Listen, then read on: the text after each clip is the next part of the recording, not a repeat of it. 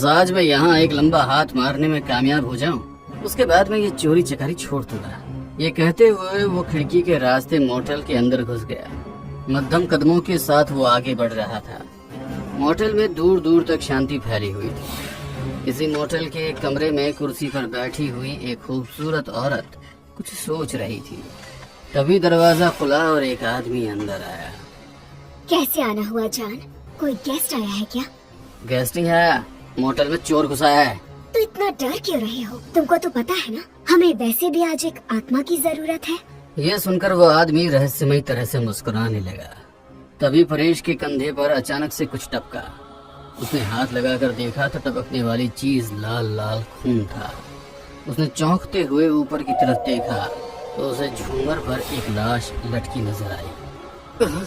अभी वो कुछ समझ पाता इससे पहले ही वो लाश उस पर आ गिरी और उसने अपनी आंखों को खोलकर भयानक अंदाज में कहा, अब तू मरने वाला है। ये सुनकर परेश बेहद डर गया। उसने जिंदा हो चुकी उस लाश को एक तरफ धकेल दिया और खिड़की से बाहर कूदने ही वाला था। तभी उस भूतनी ने परेश के बाल पकड़े और उसे एक कमरे में उड़ा ले गई। हो गया काम, आज तो कोई मेहनत भी नहीं करनी पड़ी। ये कहकर वो दोनों ही शैतानी अंदाज में हंसने लगे। ये रात के तकरीबन 10 बजे का वक्त था। विवेक अपने परिवार के साथ गाजियाबाद से ऋषिकेश जाने के लिए निकला ही था। विवेक, आगे कोई होटल या रेस्टोरेंट आएगा भी या नहीं? बताओ, और कितनी देर तक भूखा मरने वाले हैं हम? अरे यार, इतना क्यों परेशान हो रही हो? कोई ना कोई गेस्ट हाउस जरूर मिल जाएगा। कुछ देर आगे बढ़ने के बाद उन्हें एक गेट नजर आया। मोटेल सिल्वानिया। अरे वाह, ये तो काफी अच्छा दिख रहा है। विवेक ने गाड़ी गेट के अंदर ले ली और ये सभी मोटेल के अंदर पहुंचे। रिसेप्शन पर इन्हें वही आदमी रणवीर बैठा नजर आया। हमें कमरा चाहिए। ये रहा मेरा आईडी कार्ड। इसकी जरूरत नहीं है, बस आप अपना नाम बता दीजिए। अजीब बात है। ठीक है, मेरा नाम है विवेक शर्मा। मैं अभी आपको आपके रूम की चाबी दे देता हूँ। तभी वहाँ पर वही खूबसूरत औरत पूर्णिमा आ गई। आज तो हमारे मोटेल में स्पेशल गेस्ट आए हैं। उसने संजू की तरफ देखते हुए कहा, स्पेशल गेस्ट मतलब? मतलब आज से पहले यहाँ आपके जैसा कोई परिवार नहीं ठहरा जिसका मेंबर इतना प्यारा बच्चा हो। ये कहते हुए वो संजू की तरफ अजीब ढंग से देख रही थी। मुझे खुशी है कि तुम यहाँ रुकने वाले पहले बच्चे हो। पूर्णिमा की बातें इन सभी को बहुत अजीब लग रही थी। रणवीर ने इनको एक चाबी दी और ये एक बड़े कमरे में आ गए जिसमें 2 बेड लगे हुए थे। अभी ये लोग बैठे ही थे कि तभी एक ट्रॉली के साथ रणवीर उनके कमरे में आया। आपके लिए डिनर। आप लोगों को भूख लगी होगी, है ना? अरे वाह, डिनर अच्छा हुआ आप ले आए अंकल। लेकिन हमने तो ऑर्डर किया ही नहीं था। हाँ, नहीं किया था, लेकिन फिर भी पूर्णिमा ने आपको खाना देने के लिए कहा है, इसीलिए मैं ले आया। इन सभी ने साथ में डिनर किया और उसके बाद विवेक संजना के साथ बेड पर चला गया और संजू और अवनी भी एक बेड पर लेट गए। कुछ देर बाद इन दोनों बच्चों को कोई हलचल सुनाई दी। दोनों ने खड़े होकर खिड़की से बाहर देखा तो लॉन में लगे हुए झूले पर उनको एक बच्चा बैठा हुआ नजर आया। अरे, मुझे लगा था यहाँ हमारे अलावा कोई नहीं है। मैंने भी यही सोचा था। दीदी, नींद तो वैसे भी नहीं आ रही। चलो हम भी नीचे चलते हैं, इसके साथ खेलते हैं। हाँ, ये ठीक है, चलो। ये दोनों अपने कमरे से निकले और अभी कुछ कदम बढ़ाए ही थे कि इन्हें टीवी के चलने की आवाज सुनाई दी। तो चलिए देखते हैं आज की ताजा खबर। अरे, ये टीवी कैसे ऑन है? यहाँ कोई नजर तो नहीं आ रहा। तभी अचानक टीवी में इन दोनों को वही झूले पर बैठे हुए बच्चे वाला दृश्य नजर आया। ये कैसे हो सकता है? वो बच्चा टीवी के अंदर से ही इन दोनों को बड़े ही अजीब ढंग से देख रहा था। तुम दोनों मेरे साथ खेलना पसंद करोगे? आवाज इतनी भयानक थी कि सुनते ही इन दोनों का दिल दहल उठा। तभी एक दरवाजा खुला और अवनी अपने आप ही उस दरवाजे के अंदर खींची चली गई। दीदी! संजू दरवाजे पर पहुंचता उससे पहले ही वो दरवाजा बंद हो गया। उसी मोटल के एक कमरे में एक टीले पर एक 8 साल के बच्चे की लाश पड़ी थी, जिसके सामने पूर्णिमा खड़ी हुई थी और उसे टकटकी लगाकर देख रही थी। मेरे बच्चे, आज की रात मैं तुम्हें जिंदा कर दूंगी। बड़े इंतजार के बाद तुम्हारी उम्र का कोई बच्चा यहाँ आया है। अब तुमको जिंदा होने से कोई नहीं रोक सकता। कुछ साल पहले की बात है। पूर्णिमा इस घर में अपने पति रणवीर और एक 8 साल के बेटे दीपू के साथ रहती थी। एक रात जब ये दोनों सो रहे थे तो दीपू खेलने के लिए जंगल में चला गया। जंगल में काफी अंदर जाने के बाद दीपू को अपने सामने एक औरत खड़ी हुई नजर आई, जो उसे पास बुलाने का इशारा कर रही थी। आंटी, आप कौन हैं? उस औरत के हाथ में एक गोल सा मोती था जो बहुत चमक रहा था। दीपू उस औरत के पीछे पीछे हो लिया और वो उसे एक झोपड़ी के अंदर ले गई। वहां जाने के बाद अचानक से उस औरत ने अपने चेहरे से घूंघट हटा दिया, जिससे दीपू ने उसका भयानक चेहरा देखा। उसने अपने तेज दांत दीपू की गर्दन पर गड़ा दिए। सुबह जब पूर्णिमा और रणवीर जागे तो उनको दीपू घर में नहीं दिखा। फिर काफी ढूंढने पर उनको जंगल में उनके बेटे की लाश मिली, जिसके शरीर में नाम मात्र भी खून नहीं था। ये दोनों उसकी लाश को घर ले आए और फिर ये एक तांत्रिक से मिले। अगर तुमको अपने बच्चे को जिंदा करना है तो शैतानों के देवता की उपासना करनी होगी। मैं एक विधि तुमको बताता हूँ। वो करने के बाद शैतान कुछ बुरी आत्माओं समेत तुम्हारे घर के अंदर वास कर लेगा और फिर हर 7वें दिन उसे एक इंसान की आत्मा चाहिए होगी। मतलब वो हर सप्ताह एक इंसान की जान लेगा और जिस दिन तुम्हारे बच्चे की उम्र का कोई बच्चा तुम्हारे घर में आएगा तो वो उसे मारकर तुम्हारे बच्चे को जिंदा कर देगा। मैं ऐसा करूंगी, अपने बेटे को मैं वापस लाकर ही रहूंगी। लेकिन ध्यान रहे, जिंदा होने के बाद तुम्हारा बच्चा पहले जैसा मासूम नहीं रहेगा, उसमें कुछ भी बदलाव आ सकते हैं। ये सुनकर भी पूर्णिमा बस चुप ही रही।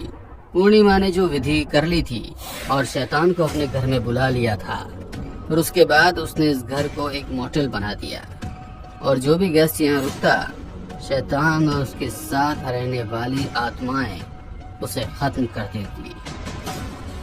संजू बाहर खड़ा हुआ अभी भी दरवाजा ही पीट रहा था कि तभी उसने देखा कि दरवाजे से खून बहता हुआ नजर आ रहा है। उसे देखकर वो डर गया और भागकर अपने पेरेंट्स के पास पहुंचा। मम्मी मम्मी जल्दी मेरे साथ चलो, दीदी एक कमरे में बंद हो गई है। क्या? ये तीनों भागकर उसी दरवाजे पर पहुंचे तो वो धड़ाम से अपने आप खुल गया। उन्होंने ऐसा मंजर देखा जिसने उनके दिलों को दहला दिया। एक भयानक शैतान उसकी लाश के पास बैठा था और उसने कंधे से मांस नोच नोच कर खाना शुरू कर दिया था। तभी वो शैतान तेजी से इनकी तरफ भागा और उसने विवेक का सर धड़ से अलग कर दिया। विवेक! संजना और संजू एक पल को संत रह गए, जैसे इन दोनों की जिंदगी ही खत्म हो गई हो। तभी एक भयानक आत्मा ने संजना के बाल पकड़े और उसे घसीट कर एक कमरे में ले गई। संजू अब खुद को अकेला पाकर कुछ समझ नहीं पाया कि उसे क्या करना चाहिए, इसलिए वो भी एक कमरे में भाग गया। संजना जिस कमरे में आई थी वहाँ चारों तरफ अंधेरा और सन्नाटा छाया हुआ था। वो भयानक आत्मा संजना के सामने खड़ी थी। मुझे छोड़ दो, कौन हो तुम? मैं यहाँ से चली जाऊंगी। तुम यहाँ से कहीं नहीं जाओगी, तुम यही मेरे साथ रहोगी, मेरी तरह एक आत्मा बनकर।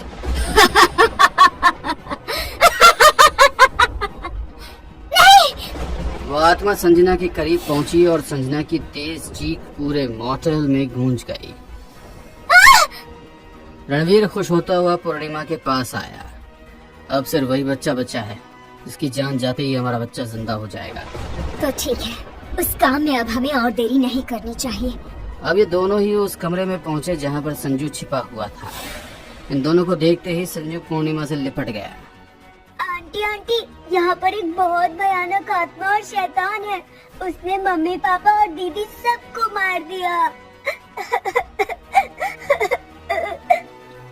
यह कहकर संजू जोर जोर से रोने लगा। डरो मत बेटा, अब तुम्हारी सारी परेशानियाँ खत्म होने जा रही है। यह सुनकर संजू रोते रोते पूर्णिमा को गौर से देखने लगा। कुछ देर बाद संजू के हाथ और पैरों को बंधित करके रणवीर उसको अपनी गोद में उठाए हुए कमरे में ले गया। उस कमरे में एक टीले पर दीपू की लाश पड़ी थी। वहीं एक और टीला बना हुआ था जो खाली था। तभी वो शैतान भी वहां प्रकट हुआ और उसे देखकर संजू और ज्यादा डर गया। इसे यहाँ लिटा दो। यह सुनते ही रणवीर ने संजू को टीले पर लिटा दिया। उस शैतान ने अपने हाथ को हवा में उठाया तो उसके हाथ में एक खंजर आ गया। उसने वो खंजर संजू की गर्दन पर रखा और खच से उसकी गर्दन धड़ से अलग कर दी। संजू के खून के छींटे पूर्णिमा के चेहरे पर आकर गिरे। फिर उसने संजू की कटी गर्दन को बालों के बल पकड़कर उठाया और उसको ठीक दीपू की लाश के ऊपर पकड़ा। दीपू के मुंह पर खून टपकने लगा और शैतान मुंह ही मुंह मंत्र जाप करता रहा। जैसे ही उस खोपड़ी से आखिरी खून की बूंद दीपू के शरीर पर पड़ी, उसने आंखें खोल ली और खड़ा हो गया। मेरा बच्चा, मेरा दीपू। पूर्णिमा ने दीपू को गले से लगा लिया। वो शैतान और आत्माएं गायब हो गई और चारों तरफ सन्नाटा छा गया। अगली सुबह पूर्णिमा ने सबके लिए नाश्ता बनाया और सर्व किया, लेकिन दीपू ने उसे खाने से मना कर दिया। ये तो तुम्हारा फेवरेट फूड है दीपू, तुम खाते क्यों नहीं हो? नहीं, ये मेरा फेवरेट नहीं है।